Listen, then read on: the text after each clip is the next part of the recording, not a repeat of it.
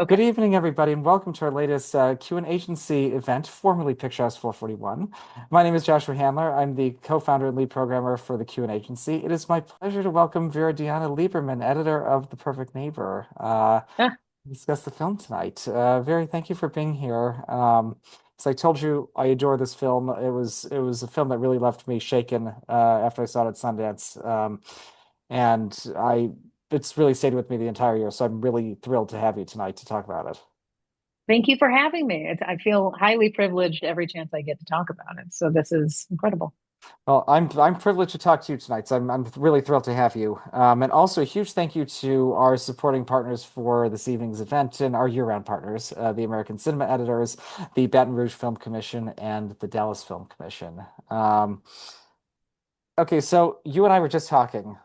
You said that you're constantly chasing the narrative high, which I think is wonderful because I feel like it's something that I can personally relate to as well with my work. I mean, we have all manner of Q&As, and we do have some that are just absolutely jaw-droppingly extraordinary, like just genuinely fascinating. And I'm always chasing like that, like one of those Q&As, like where the hour flies, which frequently is all the time. But it is a high, so I understand where you're coming from.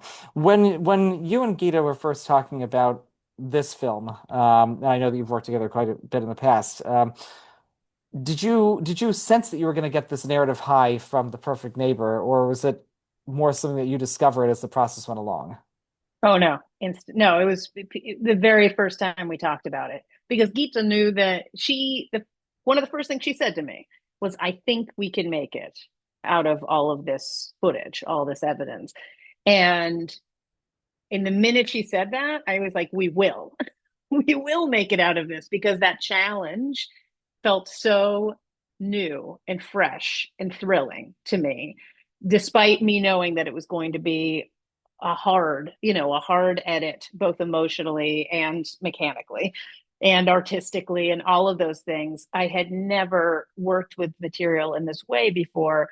And knowing that I was taking on a challenge that was going to be all about discovery, all about instinct, all about heart, and the approach would have to meet the story. I mean, all of those things are the things I've dreamed of doing from the very first time I started editing, period. But especially in documentary, when all the time I find myself on projects and it's always like comp this, comp that. It's like we've gotten closer and closer to feeding the algorithm. We're like, ugh, it's all kind of everybody, these are the rules.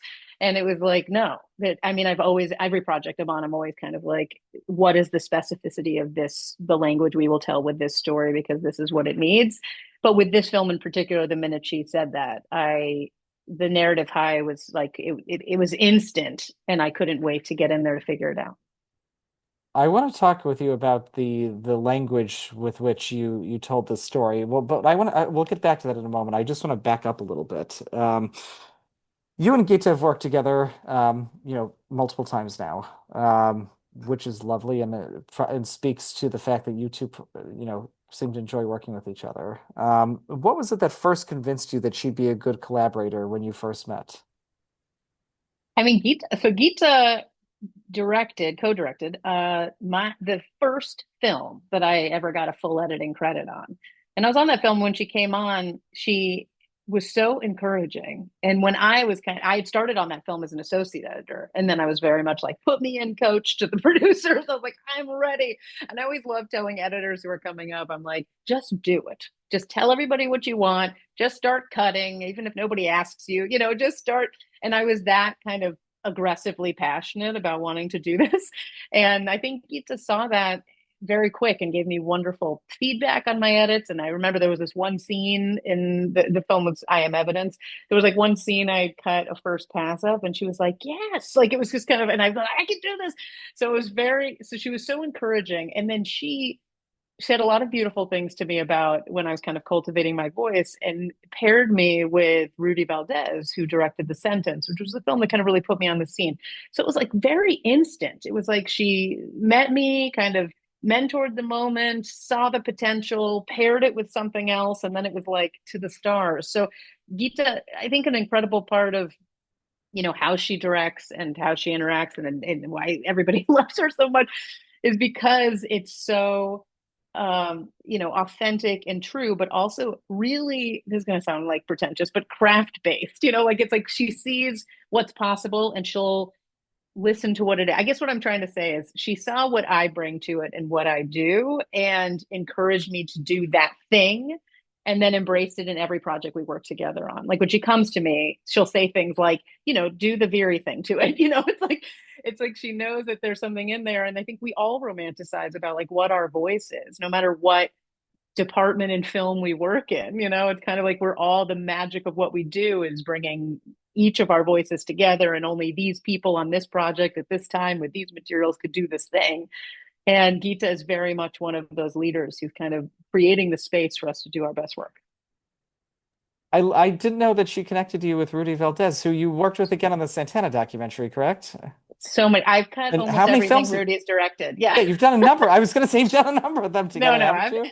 After the sentence, which did incredible things, and that was his personal film. Yeah. We just kept working. I mean, for a couple of years, I cut everything, and he is so prolific. He makes a, and I cut it all until I didn't have enough time in the day, and he became so expansive in what he was doing that I then started supervising and consulting on everything of his. But yes, very much. Geeta and Rudy are kind of like my home base for sure.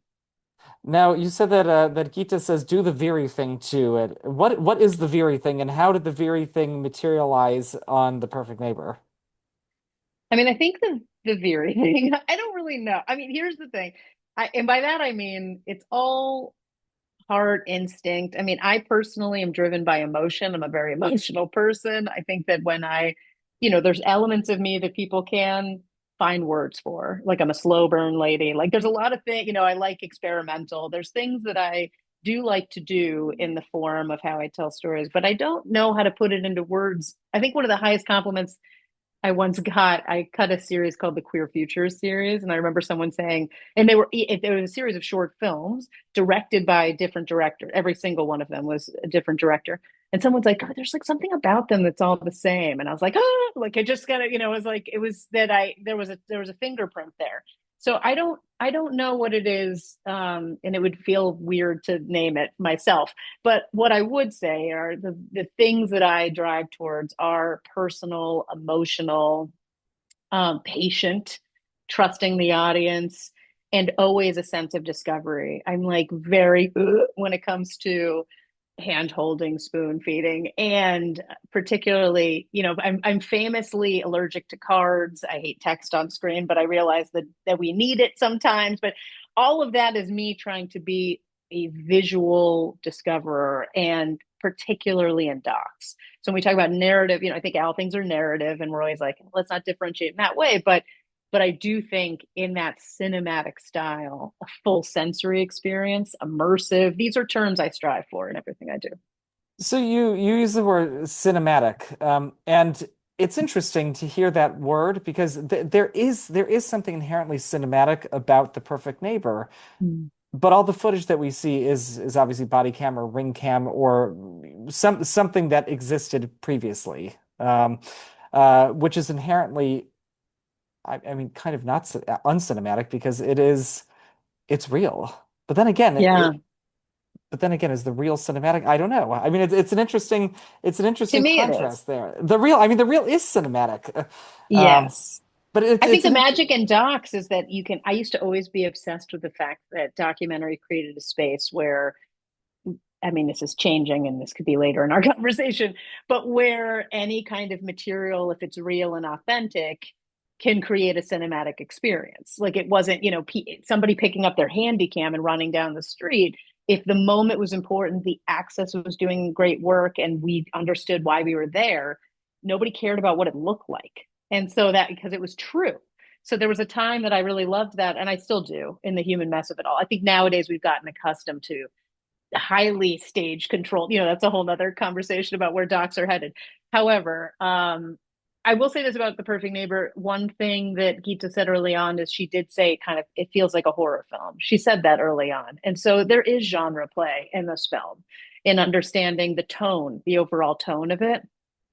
But I will say that the body cam footage, I became pretty obsessed with human behavior. I mean, it was like some of the frames are incredible. I mean, no DP in the world would would actively, that's a bold statement to say, but I feel like no DP would actively think to frame some of those shots. And they're incredible. Like there are just moments in this film and the where the frame is and where someone's standing and what's happening in the frame that feels like beautiful and brutal and but it feels highly cinematic, and yet there was no control and no one really was thinking about that. Yeah. I know it really has like a grab. It almost like grabs you by the neck. Yeah. The visceral quality of this footage. Yeah. What those moments that you were just referring to, those cinematic moments, those ones that no DP in the world would ever get. Can you point out any specifics that really stood out to you when you were culling Yeah. through this footage? You had 30 hours, correct? Yeah, there was about 30 hours of That's body incredible. cam, dash cam. I know, but for those Wow. of you that are out there that are editors, that's like nothing. I mean, I'm used to I know. You hear about hundreds and everybody always hundreds of goes, hours. wow, 30 hours. One person who was interviewing me said, you watched all of that? I was like, what? I've watched a decade of footage before. But yes, okay, one moment. I mean, it's a brutal moment, but for some reason, it always stuck with me when the night of the incident, after the chaos has kind of calmed and we've learned the news, the tragic news of Audrika.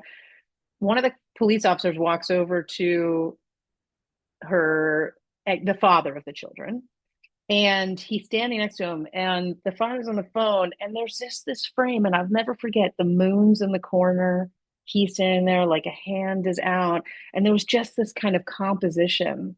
It was like as if he knew, that's the side he should. I mean, it was like there were moments like that. I also was obsessed with the shadows, like whenever there's a moment right in the first call where the cop closes the door, he gets out of the car and he pauses, and you can see him in the reflection, and then he kind of gets back in and he goes. I mean, there's so much kind of detail in the frame, and I think creating this raw sense of observation, which was such a priority in what we were doing, forced, I mean, doesn't force, creates the opportunity for the audience to really study those details. And some of that is, evidence based, and some of it's emotional. But more than anything, it kind of feels like just human. Yeah, real life.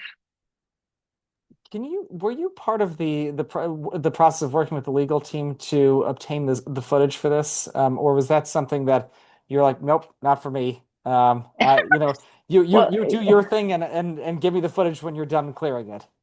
no, I came on after they got that. So, You did, this okay. is, yes. So this is a personal story for Gita. Yes, This is, yes, Ajika's a family friend. And yeah. when this happened, when this tragedy happened, Gita and Nikan, her life partner, who is also a producer on this film, flew to Florida, and they were activating on the ground. And Freedom of Information Act, the lawyers sued the police department, got this footage. And initially they were utilizing that footage to build a case in case Susan wasn't arrested. I mean, it was literally just to like start doing advocacy work. It wasn't immediately clear it was going to be a film. It was only after Geeta got this footage, and because she was an editor for so long, she kind of dropped it in and strung it all out to like see how much there was, that all of a sudden they were like, wait a minute, maybe there's something here. And then she called me and started talking to me about it pretty soon after. But by then that they already had all the materials, and it was just like, what can we do with this?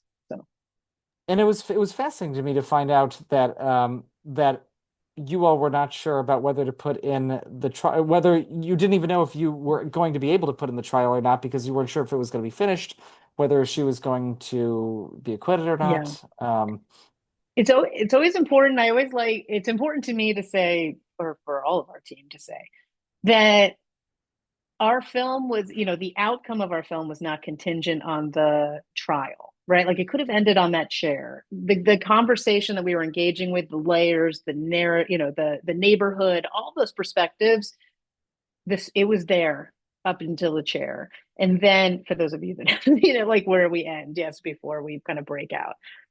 But then the trial happened while we were about to go into post. And when we watched it, we were like, wow, you're here, you're seeing the faces of the bodies that you were watching through the lens. You're here, you're seeing the faces of the people that you heard in these canvassing interviews. Like, felt like an incredible reveal and a wild experience.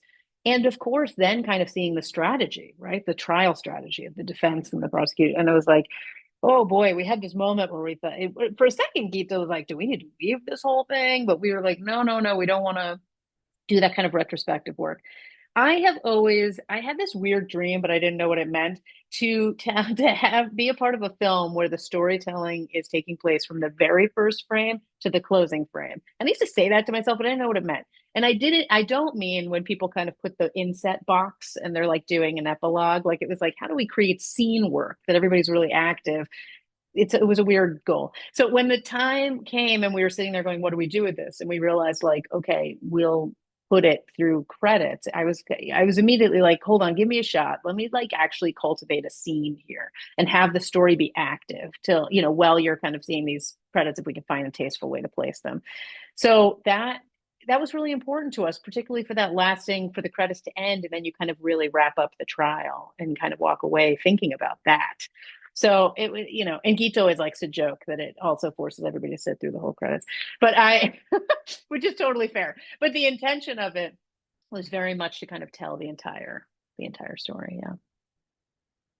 I love that Geeta said that. I've read that as well, that she said Yeah.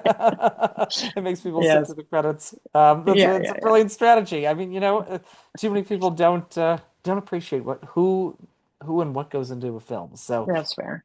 it's very smart. I want to back up, back to the Okay. beginning. Mhm. What was your way into this material? What was the first thing you did when you received it? Obviously, other than watching all 30 hours of it. Yeah. And Yeah. also, let me ask you, how do you watch 30 hours of footage? Do you watch it in chunks? Do you do like two big chunks? Like 15-hour, well, like t take me into it. I am someone who watches it all, but I don't watch it. I don't only watch and then go back. I'm someone who's like watching, marking, and when I get an idea, like pulling it in, fiddling with it, like roughly assembling, and then watching onward. So it's by the time I'm done, it's either so heavily marked and or kind of built in rough bricks that I'm immediately go back and then I start to have stuff. There's already clay on the wheel, to start working with. And a part of that is like first instincts. I mean, I always say my first pass is very much kind of like my experience first time watching the footage, right? It's like whatever kind of pulls me, and but I don't know obviously in the complete vision of what it's all going to be. And with this film, we knew it was going to be chronological because the whole point of the approach was to experience this simmer to a boil and kind of have this very realistic flow of the story. Not very real. I mean, the truth, right? The facts of the case. Okay.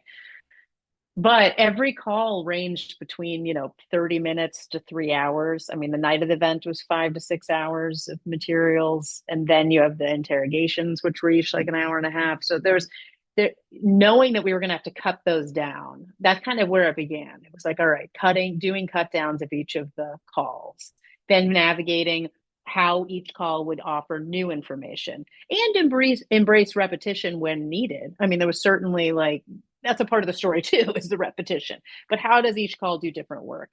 And then the overall balance, right? The expanding, contracting of time, because you're watching 2 years of calls and then the night, which is an entire event unto itself. And then the big question of what that third act was going to be when we were kind of broadened the scope and the lens and the rules of our world. So all of that's all to say that it was very much starting at the beginning for chronology, but then just building those bricks, just building all the calls, and then starting to hone and just play with the balance of things. I've been writing so many notes. That's why I keep looking down as you're That's talking great. because you've been giving me so many great things to go on.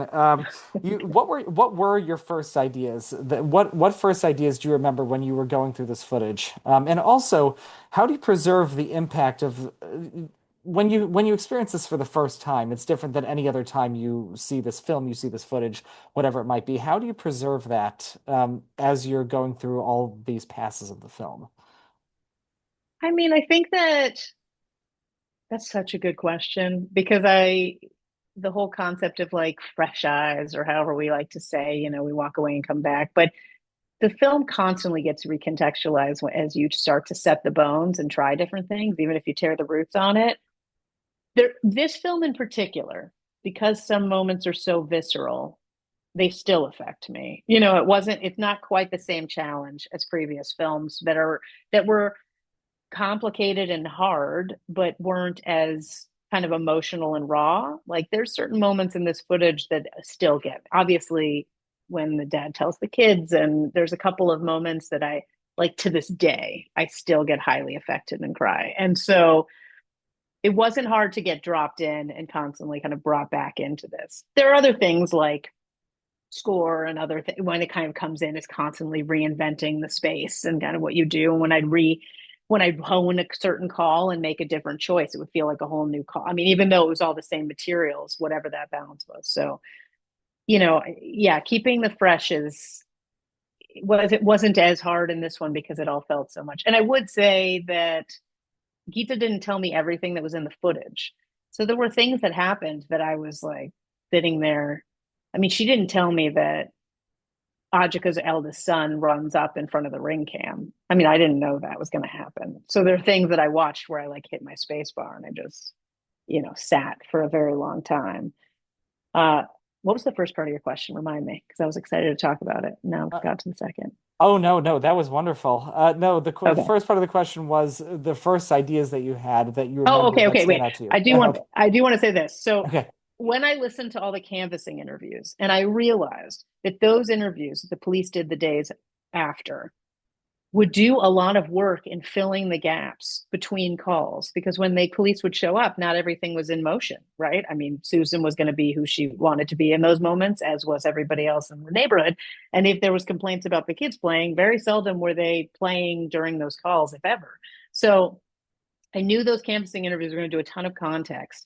And I realized very early on that in the approach to the film, they would kind of become the bridge, and, that was kind of chapter headers or our transitions, and to create that space to do that. So in the initial assembly, there were calls and they were already kind of placed there. It was always there. It was just about kind of figuring out which breaks were doing what, and kind of how to peel the layers one at a time as we were getting, as everything was rising. So you said something else interesting. You talked about cutting down the calls and then certain decisions kind of reinvented what you were doing or totally changed the work. Do you have any Yeah. examples of that? One of how you cut down a phone call, because that's something that I, so many of us, so many of us probably find mystical and fascinating. Like, how you're able to cut down a 40-minute phone call and do, 2 minutes on screen, whatever it might be. Yeah. And also different choices that you made, like, let's say you made one choice one time and then you're like, you know what? No, that doesn't quite work. I'm gonna do something else. And then it totally changed your work. Do you have any examples of that? Yeah. Well, the calls, so when I say call, I just want to be clear, I do mean phone calls, but I also need the call that the police show up and like when they boop turn these things on and start walking around. Like Oh, you that's mean also both phone referred calls to as a and that. call. So Okay. both. Yeah. Got it. Okay. Those calls, so the scene when they're on the scene, those calls. I guess what I mean by those, by cutting those down is, once we decide, Geeta very early on gave a really important direction, which was that the goal would be to feel very rooted in the perspective of the neighborhood and the community. So that immediately changes the lens of, all the police procedure and a lot of things that could kind of come in and divert our call to have to do so much all the time. It was like, no, who are we with and why are we there? So when I say that a call could change, that's what it would be like if all of a sudden I was kind of with the cops a lot more, or if I grounded the entire call with Susan instead of being with the kids, or how do you find that balance? Which, by the way, became I took it on as immense responsibility. We all did as a team, realizing that in being able to, in our goal to show a full 360-degree perspective of these calls and making sure that everybody says their case and the details that they were sharing with the police, while also making choices to cut down for time. We were very just highly sensitive to making sure that you heard what needed to be heard, in those calls from all sides. The phone calls, the 911 calls and all of that, again, it's what is the core of the call. There is a lot of repetition, but really, what are those things that connect, those seeds, those breadcrumbs, or those details that connect to the broader story and where we're going to end, where we begin, where we end. These are the things I obsess about most. So making those choices, it's not always about what sounds most exciting or what sounds most emotional or something. No, it's actually about, the details and the facts, particularly on this film, of what you need to know when to be able to have this journey feel as true, as we could possibly do with the evidence itself. I want to zero in on something that you just said about Gita wanting this to be from the perspective of the neighborhood, which I think makes this film so much more complex. The fact that you have these multiple perspectives, these multiple sources of footage, you get a sense for who Ajika, her neighbors, I mean obviously Susan, everybody in this neighborhood is, and all the players. But that also must have created a far more complex edit from the fact that you are telling us from the perspective of the neighborhood. What was your way in towards balancing all these perspectives over the course of the film and giving us um, a complex, multi-layered view of what this neighborhood is and treating the neighborhood like a character? I mean, that was I guess, although it was challenging, because that was the goal, kind of, written on the post-it, tattooed on my shoulder, right? Like that was the lens for which I was watching all the footage. Ultimately, it made my job easier because when I'd be in a shot or a moment on a call, I was kind of asking myself, who am I with? Why am I here? Whose scene is this? Whose moment is this? And it was never going to be the police officers. I mean, when we are with the police and they're talking, those moments to me are intentionally utilized because they feel like they're with the community, like with the perspective of the community, engaging with it. It's not about the police being separate. It's like when they're with them. So those are all, it was kind of that, it was very much almost like an actor's motivation, right? Like you're kind of asking, like whose scene is it with? So that was kind of how we tried to keep it rooted with them. And then as the film progresses, it gets more complicated for sure. But I do want to state for this conversation that a really difficult moment in our process was when we realized that in committing to this approach, we would not be able to paint as full a picture of Ajika as we could have, as much as we wished. There are other films where you could like really cultivate this portrait of the person who died, and you want to do that work to honor them.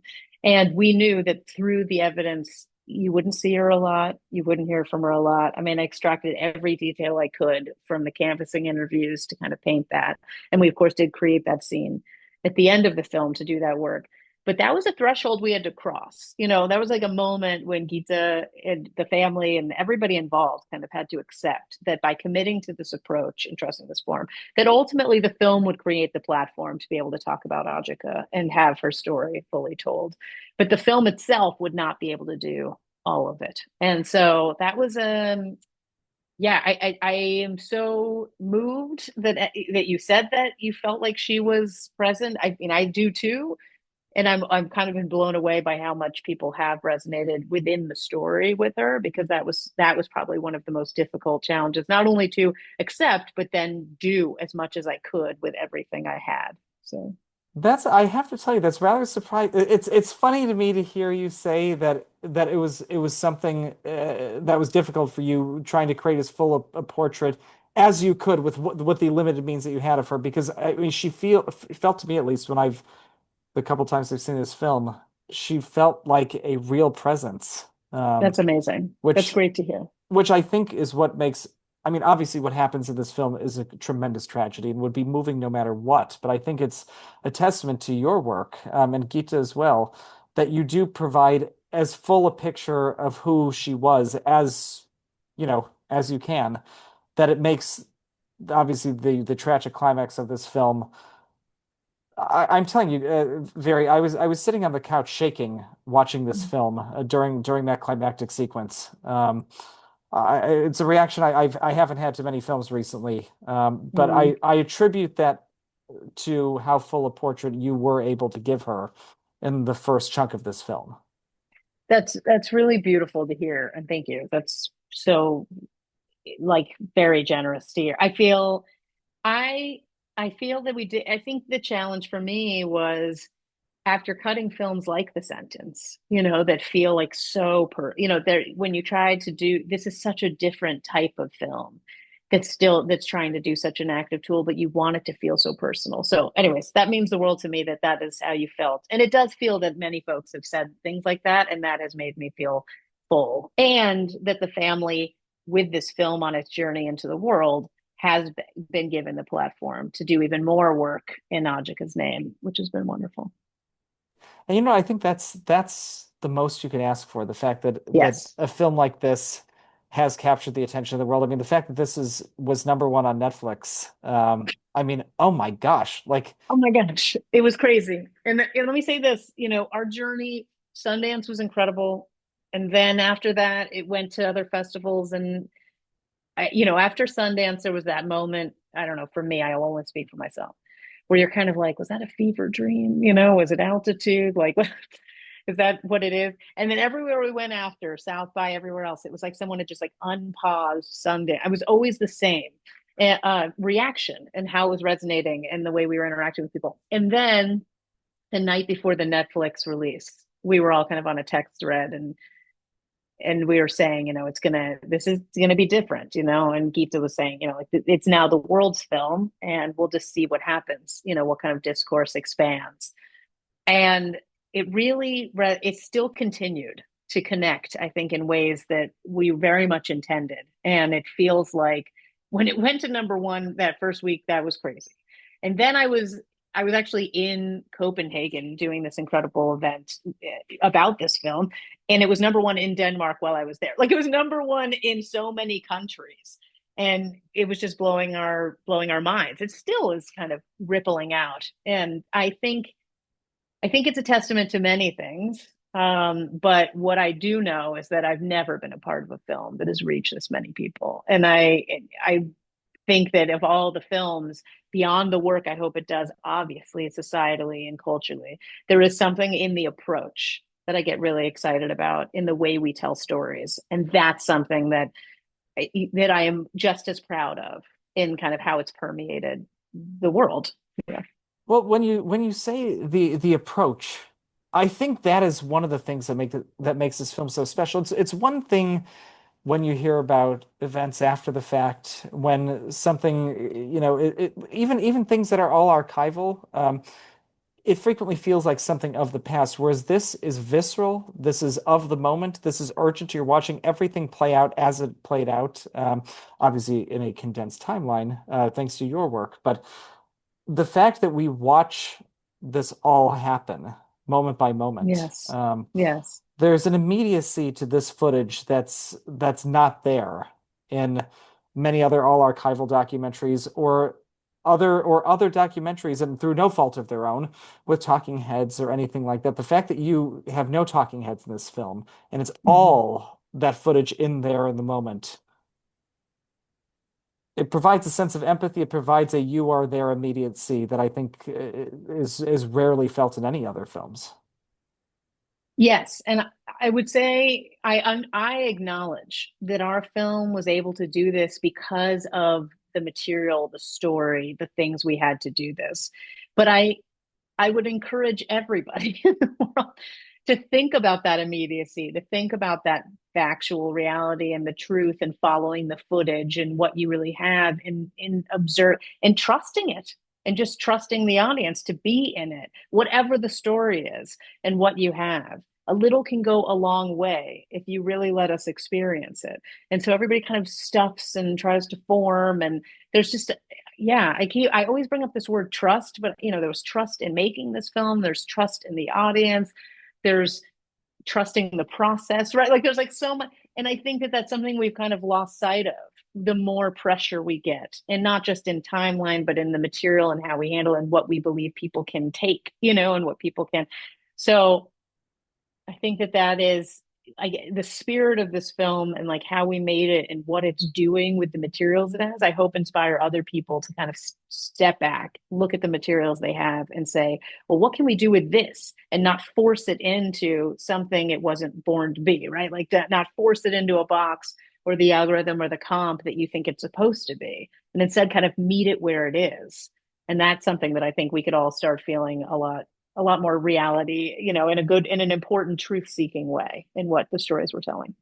Let me ask you, how do you meet the material where it is? Because that's something that really does require a lot of trust in yourself, not just the Mhm. audience. That requires a lot of trust in you as a craftsperson yourself, to be able I to mean, do that. I think it comes down to the simplest thing ever, which is why do you want to tell this story?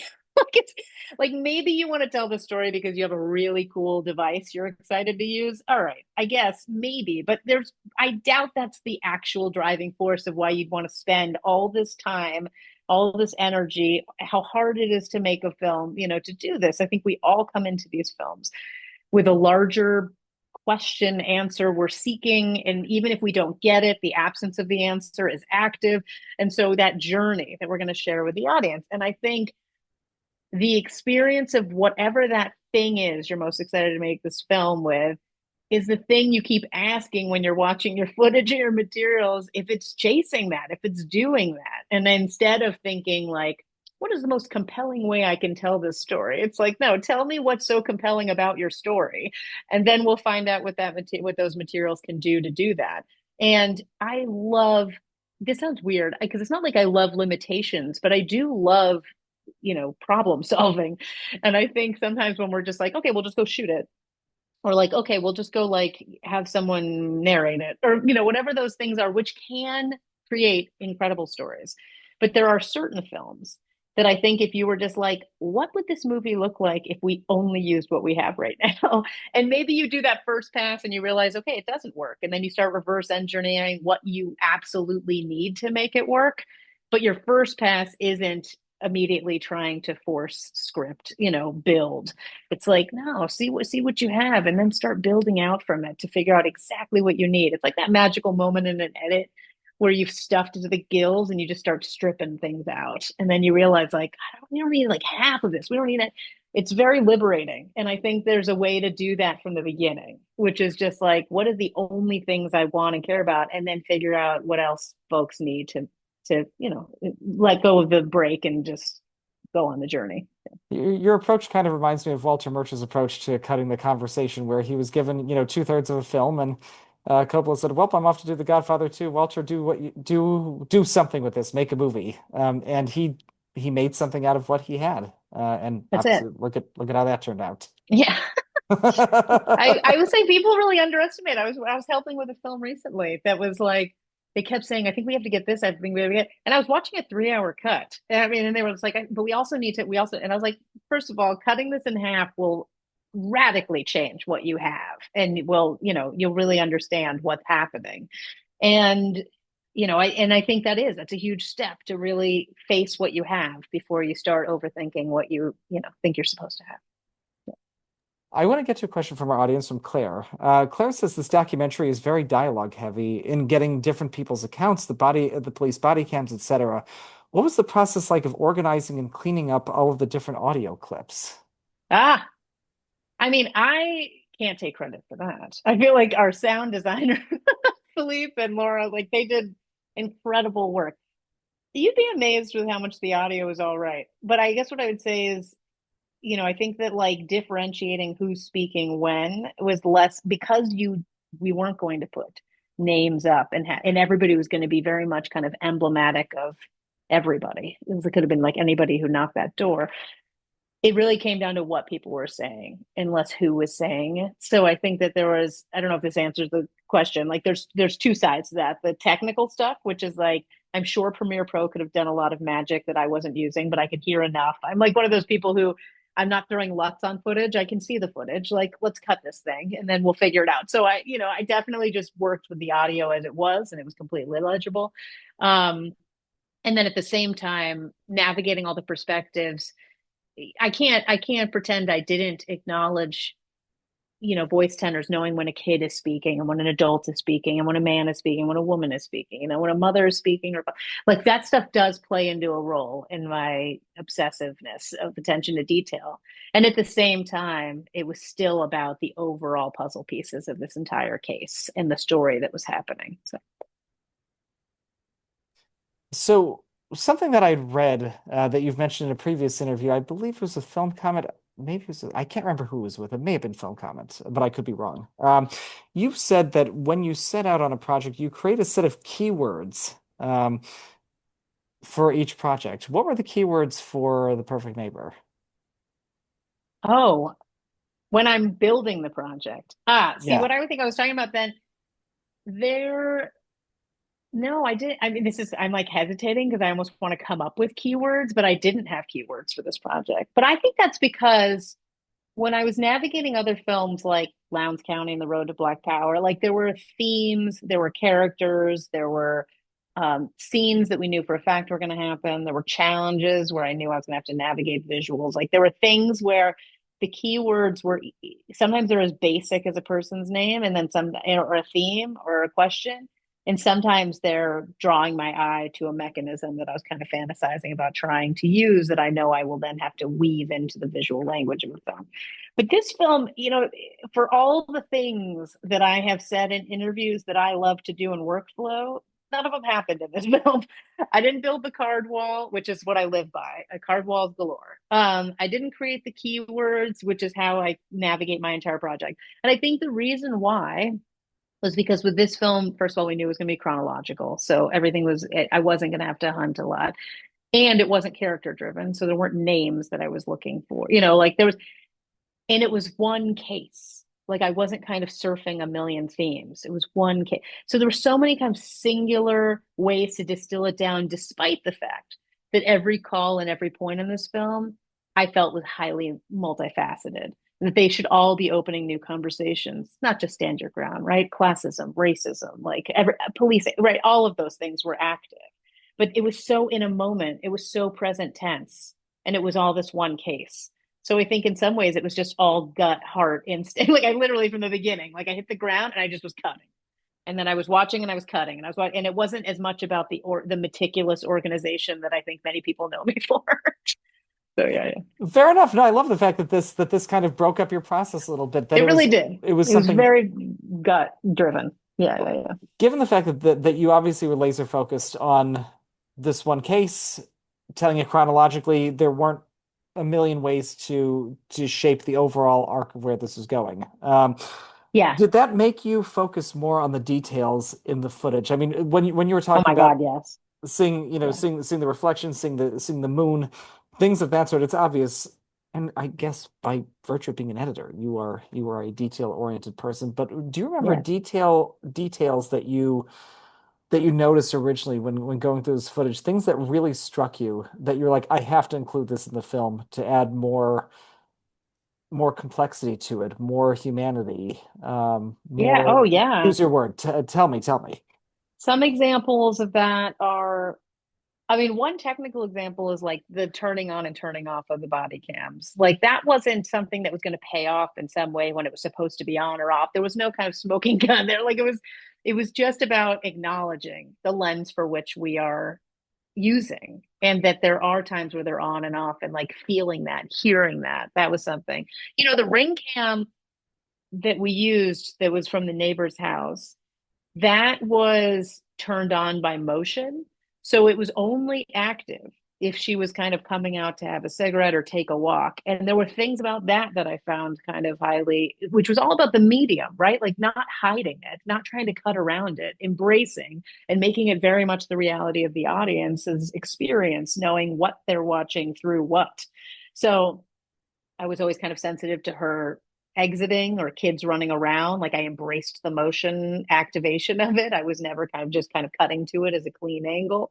So there were things like that. And the interrogation was its own thing that I found really interesting. That was really about body language, less about the mechanics. I mean, that's the thing I really got. When the cops would reach out and touch people, and there were just so many where they were standing, right? That they would stand next to each other while they were, and you'd see kind of a kid run by. And there were so many moments where I was trying to embrace the neighborhood, but also that we were just with them, and that was really, and some of that was about positioning. So yeah, I think I've lost my thread, but the concept of it very much, very much was about in the attention to detail, was about embracing the medium, not trying to hide it or cheat it at all. And, like really just saying, this is what we're working with and this is how we're going to use it to the audience as well. And then also being highly beyond the facts of the case, which I've said a lot in this. I'm such an emotional driven editor, creative human being. And so there were a lot of moments where I was like, I do want you to feel emotional. And that doesn't just mean crying, that means laughing, that means angry, that means frustrated. And those can happen mostly in the in betweens. It's not when someone's telling you to feel that, it's when in that space when we're just spending time with people and we feel the sigh, we feel the release, or we feel the tension. So the attention to detail was very much like the air, the like shift in feeling, and trying to cut these calls down so they still felt uncut, right? That they still felt raw, like raw. It's so funny. For years I've been saying like, I wish people could just watch raw footage because I love watching it and it's so visceral. And so this was the first film where it was like, no, we will do this together. Yeah. Well, on the subject of emotion, Jameen from our audience has a wonderful question, and I think this is something that's underexplored with editors. Jameen says, "How did you feel before, during, and after editing the film?" Mm.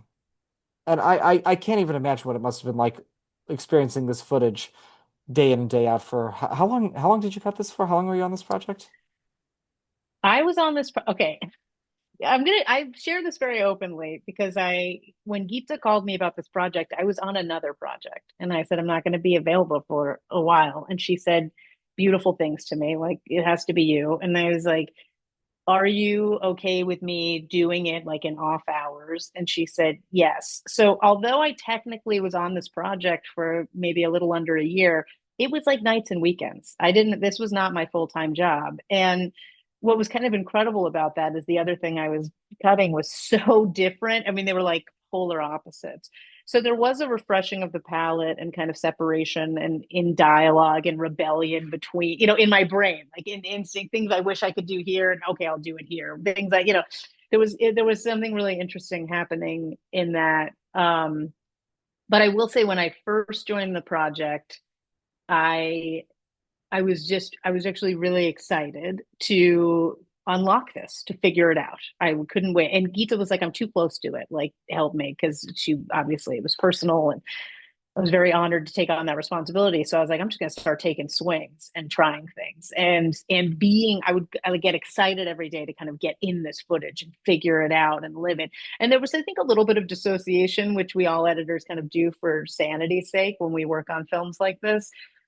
And then things happen in that footage that when I watched it, all of a sudden, couldn't be the Teflon, like it started to absorb. And so I was not only moved, I was enraged. I started to like really react to the footage while I was, I mean, I cried while editing many, many times while I was cutting scenes. And I think that and it was hard, but it was also like so powerful. Like it was really an incredibly inspiring process to do that and to start getting invested. And I didn't know anybody in this footage, so it was like it was definitely just kind of still as an audience member as well, but starting to care so much about these people and every aspect and what this film could do. And it started to feel like a fired up mission, and an emotional journey that I took with me. And I have kids. My partner and I have kids. That would change the entire lens. I've worked on other films that are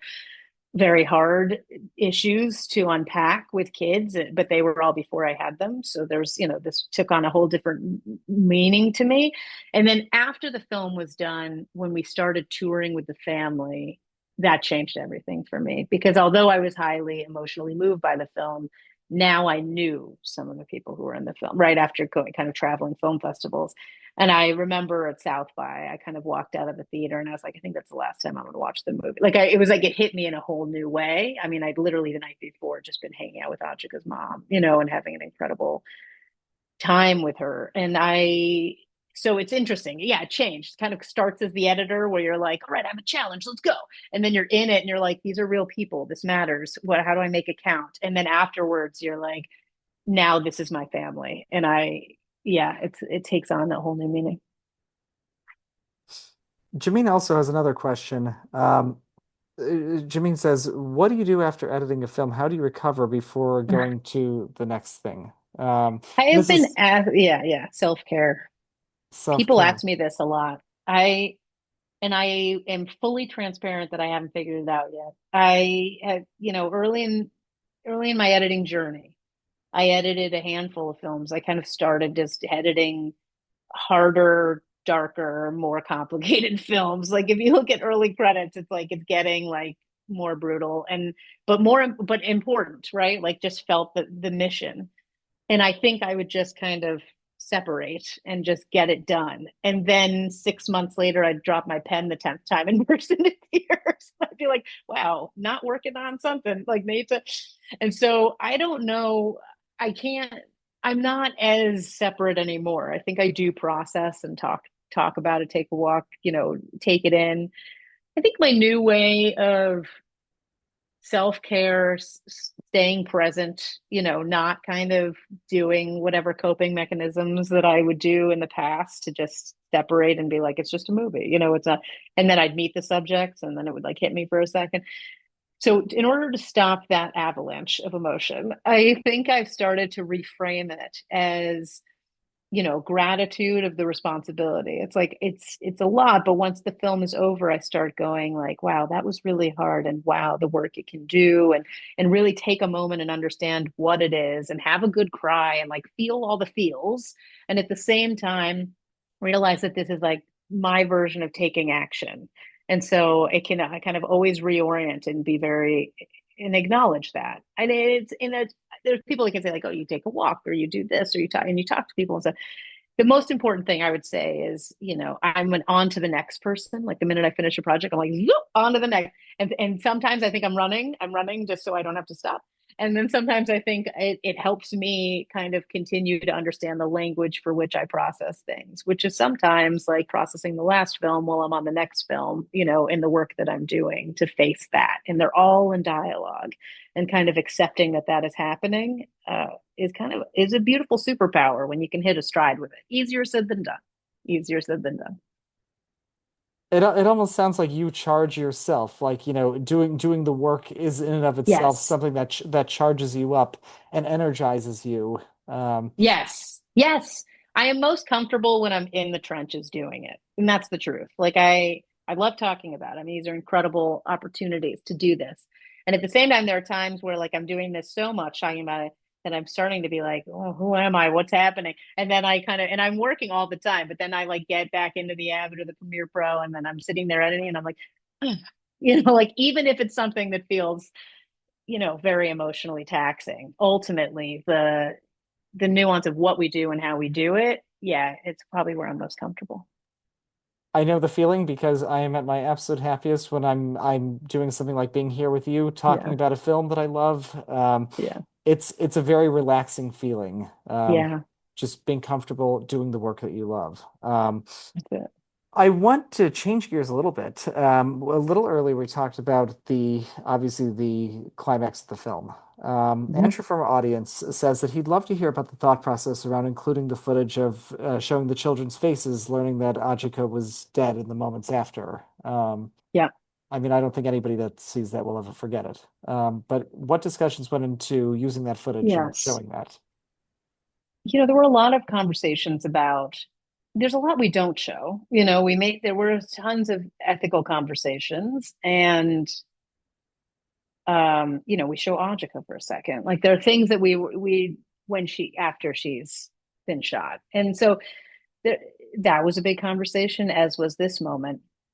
At the end of the day, Ajika's mother, she had taken inspiration from Emmett Till's mother. And for those of you who don't know, Emmett Till asked for an open cat. I mean, sorry, Emmett Till's mother asked for an open casket so that the world could see what happened to her son, so that change could happen. And Pam very much felt that way with this film, feels that way with this film.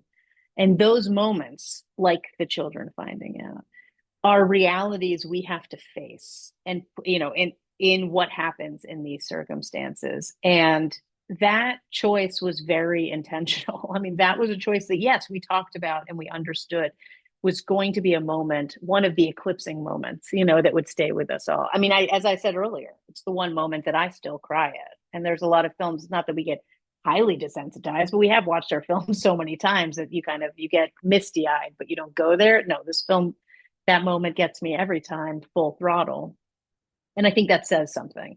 I think for us, it was very much creating the truth and showing the truth of what this all meant, what effect it had on the family. And so that, I think there were other things we didn't show, and the things that we did, we took enormous responsibility with. We talked with the family about, and we all talked about what the implications of that was. And that moment in particular is one that we passionately stand behind in the work it can do in this story. So, I think it's the most visceral moment in the film, and as you said, it's the one. I mean, who you really see the tragedy of the situation. You see the human cost, and you see the yes. after effects, the ripple effects that this killing are going to have upon, her children and maybe their children, whomever comes later. You see the effects Yeah. right there. That this is a threshold in their life, right? This is an inflection point on the timeline of their life where their life will never be the same again, which many documentaries are about those moments. But yes, very seldom do you actually witness it happen in real time. In our closing minutes of this conversation, I want to ask you, at what point did you realize that this film was working, or did you not realize it until you had delivered? I mean, at what point did you realize this was working? And at what point did you realize that the film was done? Okay, I will say this, and I'm saying this is honest truth. I always thought the film was worth. I was so determined for what the film was and what it was doing. I was like, this is the film. And Gita heard me, and we fought for that vision. We were like, this is the film. The question of whether the world would agree with us. I mean, I had many times where I was like, let's do this. Like I kept like all the whole time, I kept waiting for someone to knock on the door and be like, you can't do that. You just can't. You just can't. Even when we were in the mix and the color, I was kind of like waiting for someone to come in and be like, you can't do that. Like I just was sure, but I knew in the film and like what it was doing that it felt right, that it felt effective, and that it felt like it was doing the work we set out to do in a very nuanced, specific lane, like approach that felt like the only thing you could do, right? It's like one of those moments where you sit back and you say, oh, it feels inevitable. It's like that it all just felt right.